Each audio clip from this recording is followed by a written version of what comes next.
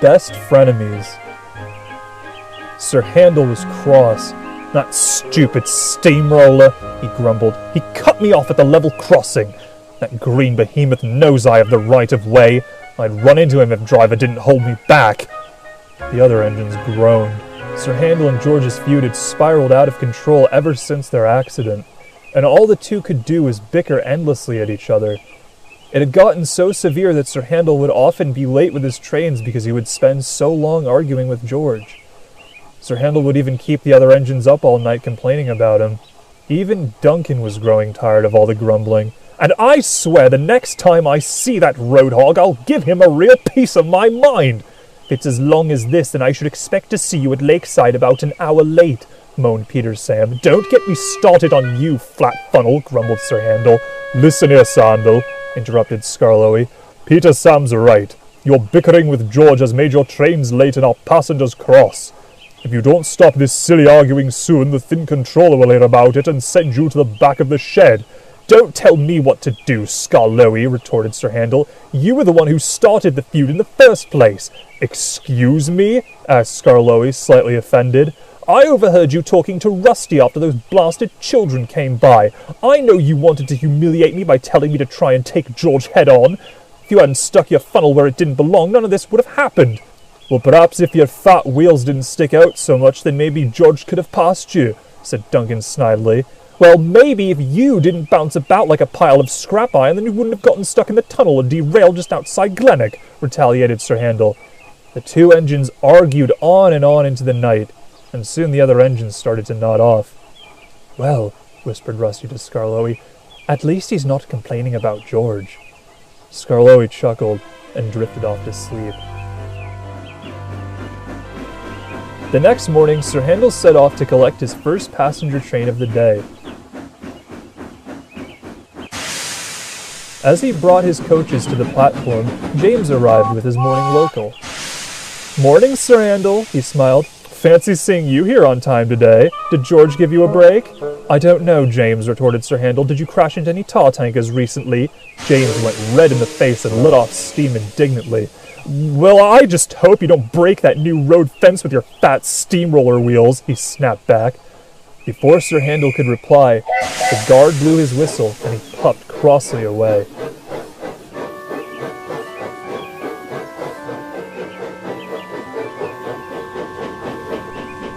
Soon Sir Handel arrived at Reneus Station. As he was waiting for his passengers to disembark, he saw a familiar green figure in the station's parking lot.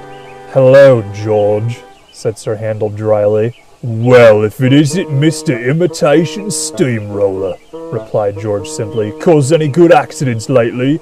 Have your wheels been getting fatter? Is your paint rusting, old-timer?" "You know what, George?" interrupted Sir Handel. "I'm not going to argue with you. I've been late 3 times this week because you don't know when to stop." "I don't know when to stop?" spluttered George. "You're the one who keeps me waiting every time you faff about how your wheels are much better than mine." "That's because they are," argued Sir Handel. "Anyway, you big green clod, if you don't mind, I'd like to be on time for once." George, feeling tired of Sir Handel's nonsense, decided it would be best not to say anything and just deal with the blue grump later. But as the minutes went by, there was still no sound of the guard's whistle. "Where is that guard?" grumbled Sir Handel. "We're 5 minutes late and still no whistle."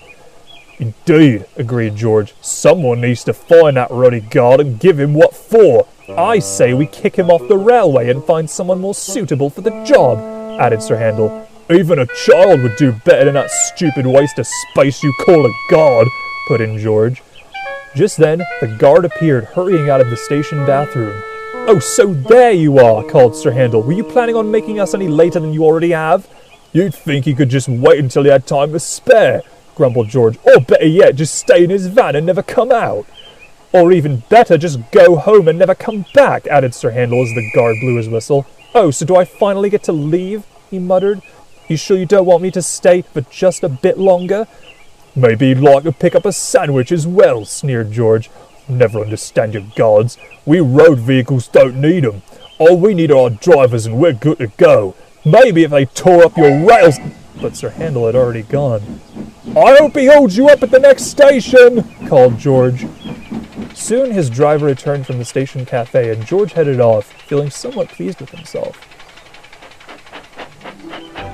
As Sir Handel headed down the line, he couldn't help but grumble to himself. Rotten roller, he muttered. Who does he think he is, telling me that my paint is rusting and that my rail should be torn up? It's despicable is what it is.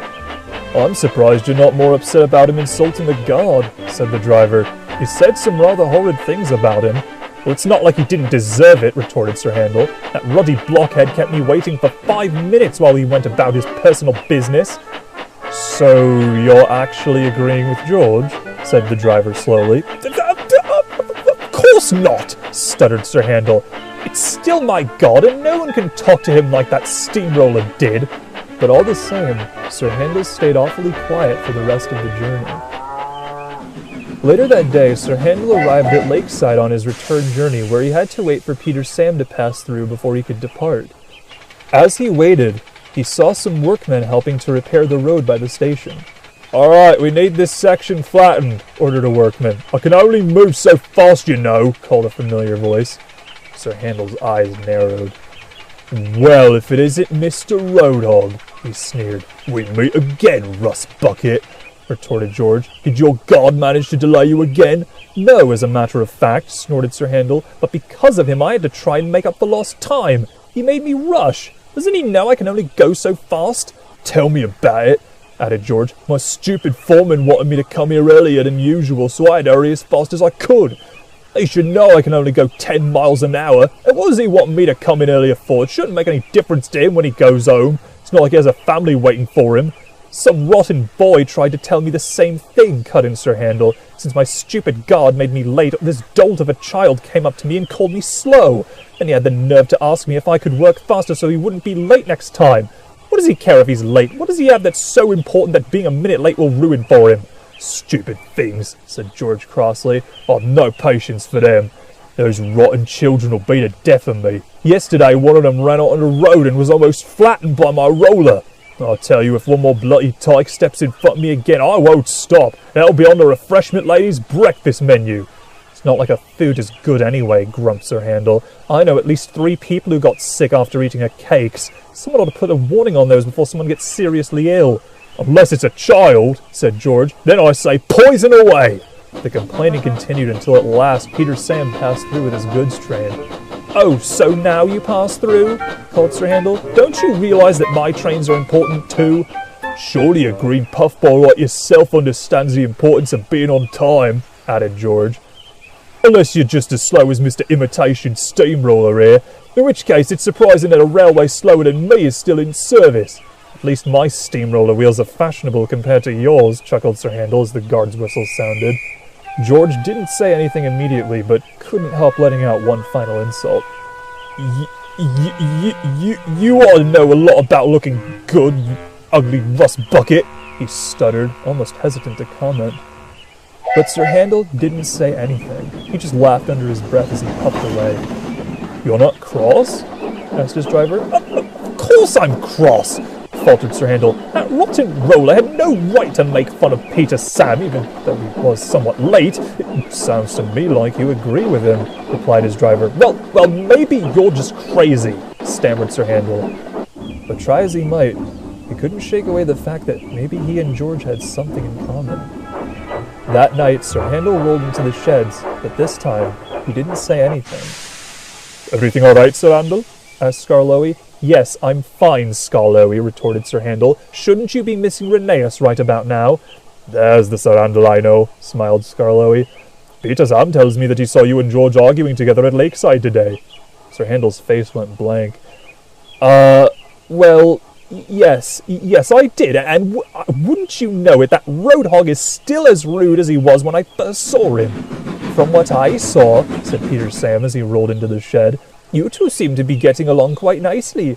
Are you sure he's as rude to you as you say? Of course, snapped Sir Handel. You wouldn't believe how much he argued with me about the silliest of things.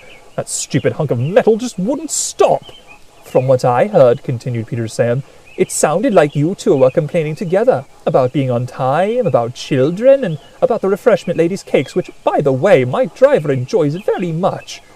Well, your driver is an odd man, Peter Sam, jeered Sir Handel, and for your information, we were not complaining together. We were just, well, violently expressing different points of view on similar topics. If you say so, said Peter Sam smugly. Let me tell you, started Sir Handel, but Peter Sam had already fallen asleep. Sounds to me like you enjoy George's company, mused Skarloey. That's not true, blustered Sir Handel. I don't enjoy seeing him at all. It's not like I want to see him when I stop at a station. I don't enjoy his company. Then why do you complain together when you could just say nothing? Asked Skarloey. Sir Handel didn't say anything. He just stayed quiet for the rest of the evening. Like it or not, he couldn't deny that Skarloey had made a good point. On the other side of the railway, George was thinking about that same thing. It's not like I enjoy seeing that imitation steamroller, he told himself. If I had a choice, I'd have his line ripped up and he'd be scrapped. George hesitated for a moment. Oh no, he said quietly. It is nice to have someone to complain with. None of these silly workmen seem to want to talk about these problems in the world. One would think they care even a smidge. Says a lot when it's the rust bucket you agree with the most. Yes, that's all he is, a rust bucket, nothing more. Soon his rails will be ripped up and roads will rule all. No more imitation steamrollers. I never needed him and I never will. And with that, George drifted off to sleep. But deep down, he knew something just wasn't right. The next morning, Sir Handel was making his way towards Lakeside with his morning passenger train. It was a lovely day. The sun was shining, the birds were singing, and the passengers weren't grumbling. But Sir Handel wasn't happy. He was still thinking about what Skarloey had said to him the night before. He was so distracted that he almost went right past the station platform. Whoa, boy, said his driver, and quickly applied the brakes. Sir Handel jerked to a stop, bumping his coaches into each other. The passengers were very cross, and started complaining about what a bad railway it was. Seems like your steamroller wheels don't help you out that much after all, came a voice. Oh yeah, spluttered Sir Handel. Who do you think you are, telling me it was my... Sir Handel stopped. As right there in front of him stood George. What's it to you, Mr. Inferior Steamroller? Just goes to show how pathetic you silly engines all are, scoffed George. Soon we'll rip up your rails and pave some fresh roads where they used to be. Your days are numbered, Sir Handel. Just wait and see. Well, if you'll take over, said Sir Handel sweetly, you'll have to deal with passengers. They'll always grumble and complain that everything that goes wrong is your fault. Have fun with that, road hog. Rotten things, grumbled George. If I had it my way, they'd all be gagged so they couldn't complain about the stupidest of things. And if I had it my way, added Sir Handel, those coaches would have glue seats and none of those bastard children could run up and down the aisles. Maybe cut off their puny little legs too. Or maybe just get rid of them in general, said George with spirit. The world would be better off without any children. Both George and Sir Handel laughed, and quickly stopped when they realized what was happening. George, asked Sir Handel, do you enjoy it when we complain together? Well, yes I do, replied George quietly. Does that make us friends? Hesitated Sir Handel, sounding almost afraid of the potential answer. No! Replied George frantically. I'm not your friend. I'd still prefer it if you were scrapped with the rest of your rotten rail friends. Well, the same goes for me, retaliated Sir Handel. I'd rather you be locked up in your shed than out and about on our railway. Sir Handel paused for a moment. But if we enjoy complaining together and we're not friends, what does that make us? He finally asked. Unusual, George joked. But I think it means we're frenemies, I guess? Yes, I suppose that works, Sir Handel agreed. Keep this dark. Of course, said George quietly. But I still hope you get scrapped, Tin Kettle. And I still hope you get thrown in the sea, retorted Sir Handel. The arguing continued until at last it was time for Sir Handel to leave. Goodbye, asphalt breath, grumped Sir Handel. See you in a scrapyard, you blue bugger, replied George angrily. But after Sir Handel left, neither roller nor engine felt quite as angry as they had before. In fact, they both felt rather content. The next day, Sir Handel arrived at Skarloey Station with his afternoon passenger train. As he waited at the platform, he saw George waiting in the station parking lot. His work at Lakeside had finished, and he was heading to repair the roads along the end of the Skarloey Railway. Neither engine nor rollers said a word. Before the situation could get any more awkward, Peter Sam arrived with another passenger train in the other direction. "What's this, Sir Randall?" he laughed. "Are you and your new friend having a hard time talking to each other? Would you like me to help start a conversation?" "For your information, Peter Sam," said Sir Handel angrily, "he is not my friend. If anything, we couldn't be further away from being friends." "I'm just surprised you know what a friend is," cut in George, "considering you don't have any." "Maybe we should be the ones who help him start a conversation with someone," mused Sir Handel. "How about a refreshment lady?" suggested George. "I'm sure it's been hard for you to talk to her after you left her behind." "You could try talking about your funnel," said Sir Handel dryly. "After all, it is as flat as your personality." Before Peter Sam could reply, his guard blew the whistle and he left in a huff to tell the others not to mess around with the unlikely duo.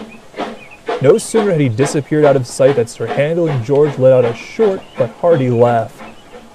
Just then, Sir Handel had to leave. "Hey," he called to George as he left.